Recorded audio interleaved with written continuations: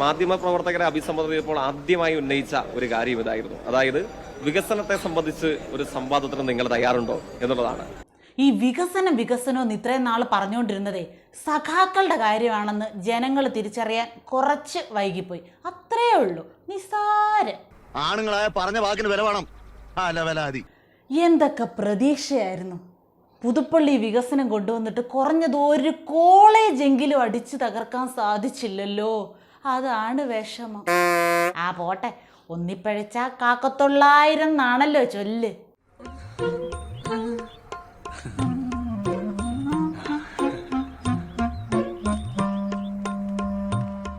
എന്തൊക്കെ പറഞ്ഞാലും വൻ ഭൂരിപക്ഷത്തോടെയുള്ള തോൽക്കിന്റെ ജയം, ജയിക്കിന്റെ തോൽവിയുടെ എല്ലാ ക്രെഡിറ്റും നമ്മുടെ ഇരട്ടച്ചങ്കൻ ആൻഡ് ഫാമിലിക്കുള്ളതാണ്. കഴിച്ചിട്ടിറക്കാനും വയ്യ, മതിരിച്ചിട്ട് തുപ്പാനും വയ്യ എന്നുള്ള നിലയിലായി. ഇവനൊക്കെ എന്ത് ചെയ്യണമെന്നറിയാവോ? വെടി വെച്ച് കൊല്ലണം. ഇത്രയും വലിയൊരു നേട്ടത്തിന് വേണ്ടി അവര് നടത്തിയ അധ്വാനം അത് നമ്മൾ വിസ്മരിക്കരുത്.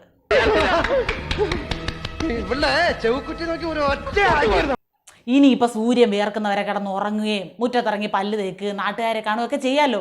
ഭാഗ്യവാൻ. എങ്ങാനും MLA ആയിരുന്നെങ്കിൽ ജനക്കൂട്ടം, പരാതി, പരിഭവം, കഷ്ടിച്ച് രക്ഷപ്പെട്ട്.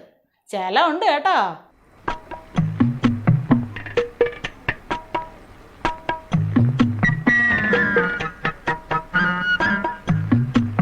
ഉള്ളിൽ എത്ര സങ്കടം ഉണ്ടെങ്കിലും മുഖത്ത് ചിരി വേണം. അതാവും പാർട്ടി തീരുമാനം അല്ലേ? അല്ല, ഒരിക്കൽ കൂടി നിന്ന് നോക്കുന്നേ. പുതുപ്പള്ളി സഹതാപ തരംഗത്തിലാണ് UDFന് ഇത്രയും ഭൂരിപക്ഷം കിട്ടിയതെന്നല്ലേ നമ്മുടെ നിരീക്ഷണം.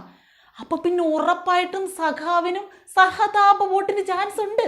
ജനവിധി ഞങ്ങൾ മാനിക്കുന്നു. അപ്പൊ കാര്യങ്ങള് മനുഷ്യന് മനസ്സിലാകുന്ന ഭാഷ പറയാനും അറിയാം.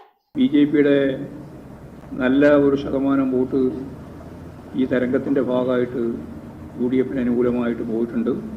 അത് കിട്ടിയിരുന്നെങ്കിലും UDFന്റെ ഭൂരിപക്ഷത്തിന്റെ അടുത്തുപോലും എത്തുന്നില്ലല്ലോ മാഷെ. കണക്ക് ശരിയാകുന്നില്ലല്ലോ. ഞങ്ങൾ എത്ര മാന്യമായ രീതിയിലാണ് ഈ തിരഞ്ഞെടുപ്പ് നടത്തിയത്. പാടുന്ന ചിരിക്കല്ലേ. ഈ ചിരി കണ്ടിട്ട് പിന്നെ ചിരി നിർത്താൻ പറ്റുന്നില്ല. എല്ലാവരും ചോദിക്കുന്ന ഒരു ചോദ്യമുണ്ട്, ഗവൺമെന്റിനെ പറ്റി ഉള്ള ഒരു കാര്യമായിട്ട് വരുമോ? എന്തായാലും സംശയമുള്ളത്, ഇടതുപക്ഷ ജനാധിപത്യ മുന്നണി ഗവൺമെന്റ് ഭരണം നടത്തിക്കൊണ്ടിരിക്കുന്ന ഒരു സംസ്ഥാനത്തിൽ നടക്കുന്ന ഏത് ഉപതെരഞ്ഞെടുപ്പായാലും ഇനി നടക്കാൻ പോകുന്ന ഏത് തെരഞ്ഞെടുപ്പായാലും അതെല്ലാം ഗവൺമെന്റിനെ സംബന്ധിച്ച് അടിത്തറ നിലനിർത്തിയിട്ട് ഇത്. അപ്പം നിലനിർത്തിയില്ലായിരുന്നെങ്കിലുള്ള സ്ഥിതി പറയണ്ട മാഷെ, പറയണ്ട. എങ്കിലും ഇത്ര മതിയോ വിജയം? ആ വിജയത്തെ എങ്ങനെ നോക്കിക്കാണുന്നു?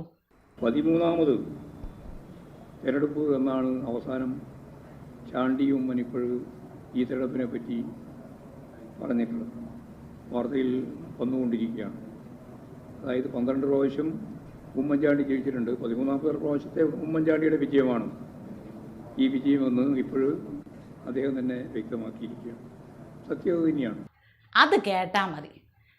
അപ്പോൾ ശരി സഖാവേ, നാട്ടുകാരോട് മിണ്ടിയും പറഞ്ഞൊക്കെ ജോളിയായിട്ടങ്ങ് ഇരുന്നോ. ടാറ്റാ. ഇക്കൊല്ലം നമ്മക്ക് ഓണല്ലടി കുഞ്ഞേച്ചേ, കുട്ടട്ടൻ തീരെ കിടപ്പിലല്ലേ, കുട്ടട്ടൻ നമ്മക്ക് കുടപ്പിറപ്പല്ലേ.